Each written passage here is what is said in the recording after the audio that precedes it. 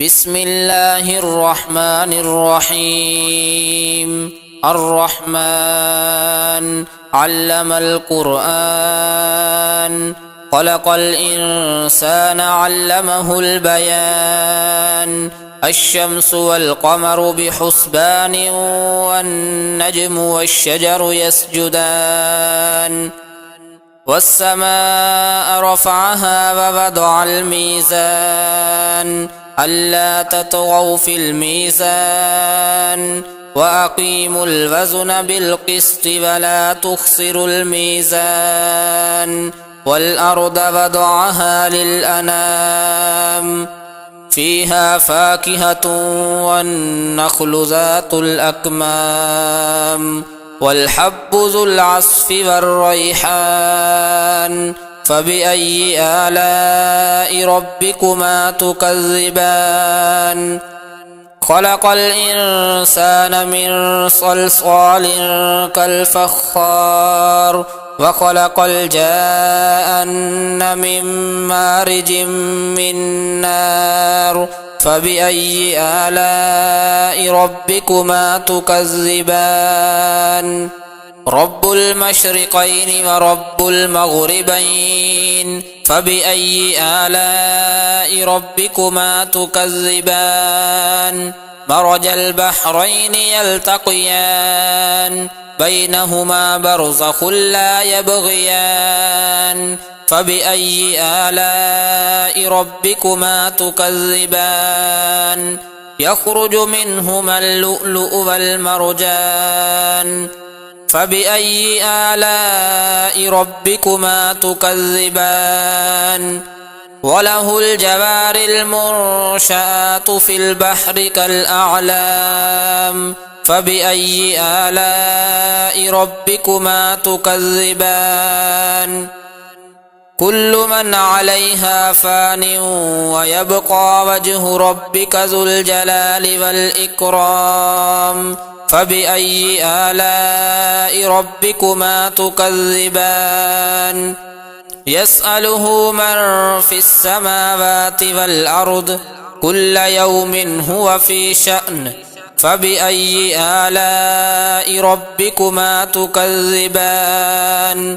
سنفرغ لكم أيها الثقلان. فبأي آلاء ربكما تكذبان؟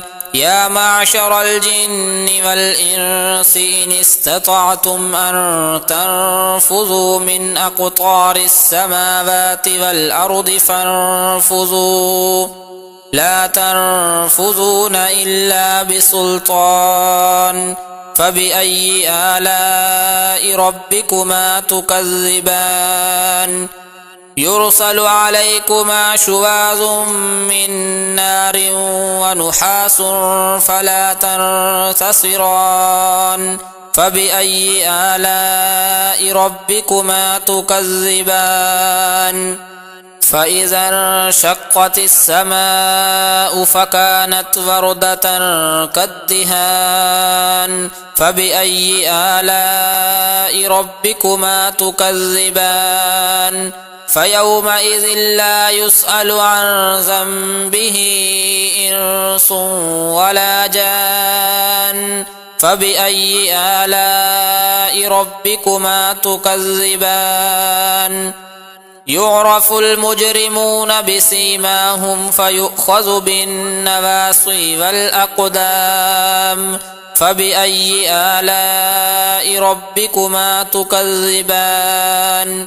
هذه جهنم التي يكذب بها المجرمون، يطوفون بينها وبين حميم آن. فبأي آلاء ربكما تكذبان؟